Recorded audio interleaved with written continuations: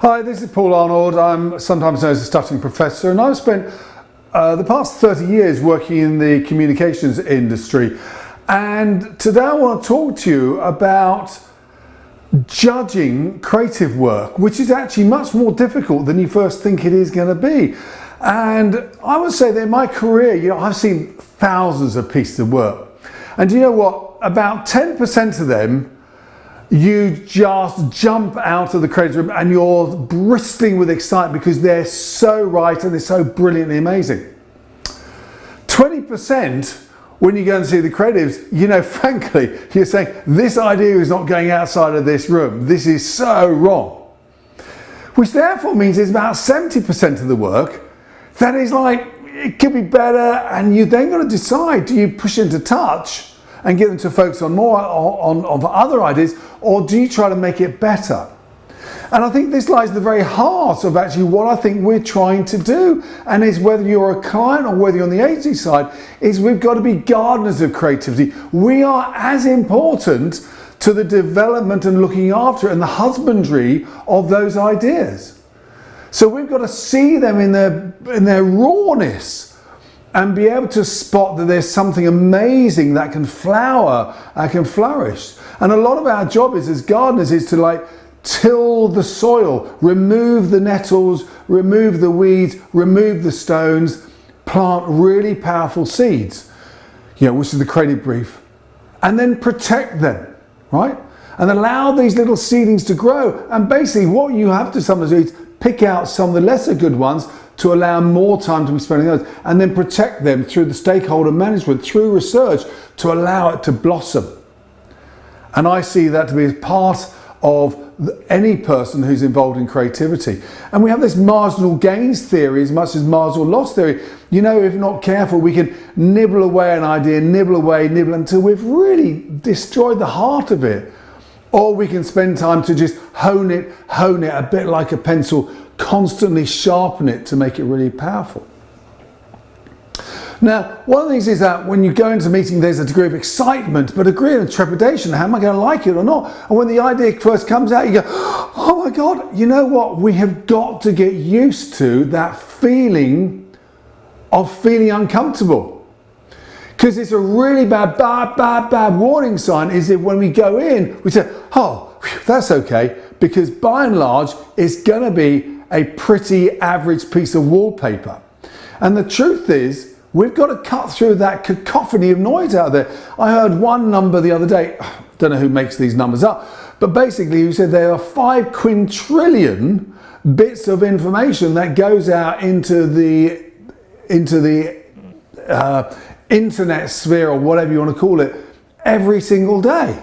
And 5 quintillion is 5 to the power of 19. That's a lot of stuff you've got to cut through. So in other words, if you're sitting there feeling okay, it's not okay. So start feeling comfortable, feeling uncomfortable when you see the ideas. And there's a great phrase about acceptance comes through understanding. And I really think that you must give time to discuss it, time with your agency, time with yourselves, to really get to know that idea and understand that idea inside out. And then you'll go and see it. I remember working with one creative, and I really didn't get it, and he was so patient. He's a great, lovely guy, and we spent a lot of time. We spent an hour and a half, and eventually the penny dropped. So the next day when I'm presenting the work, there was a lot of discussion about, I don't get it. I said, I was the way you are right now, but I got it. And there's this acceptance. And I think that clients always feel the pressure to I've got to give an instant response. You can give an instant response, but I always suggest, look, reflect on it. There's nothing worse than we're driving back from the meeting, the phone goes and the client says, we've been thinking some more. You should have the time to think about it, because you gave the creatives, some time to think about it. So it's only fair that you have some time to think about it. One of the things I always invite you to do is to explore the idea before the execution. What's the fundamental idea? Because these days we're trying to get to ideas, because ideas have legs and can go to lots of different spaces, particularly the different media choices. So get to understand the idea first before judging the execution. Because even if you don't like the execution, but you like the idea, fine, you don't like cats, we'll put dogs in, And then I like to use the hand, and this is something which I've stolen from Procter and Gamble days. And you know, I really respect a lot of the work that they do. They're great engineers, architects of great ideas. But they basically use a hand. And they say, at the very heart of the hand is your pulse. And there's the gut feel. What's your initial response you get? What do you instinctively feel? And then once you've got that, your emotional response, you can then start to make some judgment points about it.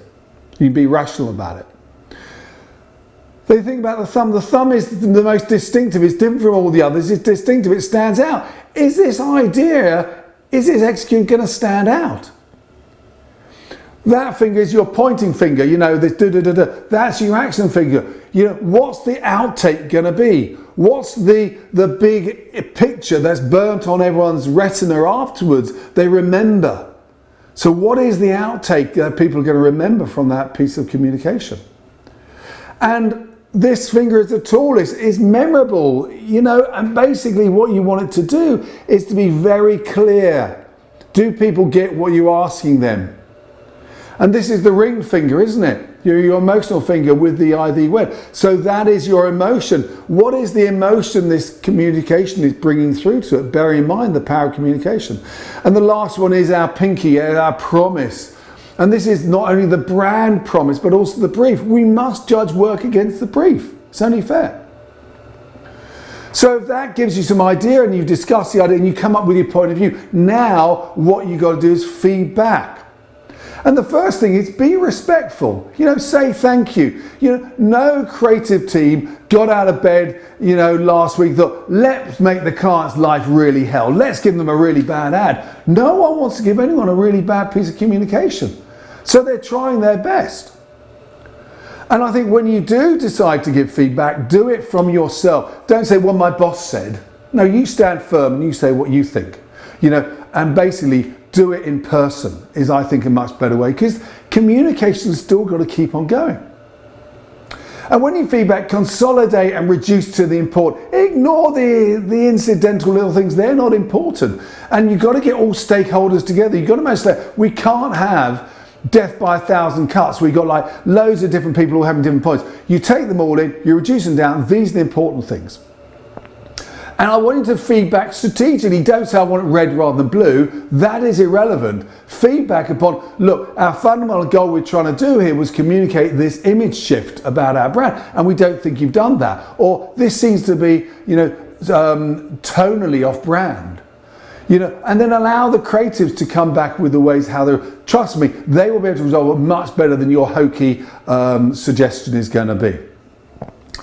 And then also be prepared to flex, like, you know, like listen to it, you know, give up on the small things. You know, you've got to dance with this because these are long-term relationships. And the other thing I'll say is avoid the blame game, because as soon as you start, oh, you messed up on this, all you're going to do, you're going to create barriers of protection and you're going to lose what the fun, you've got to keep the end in sight.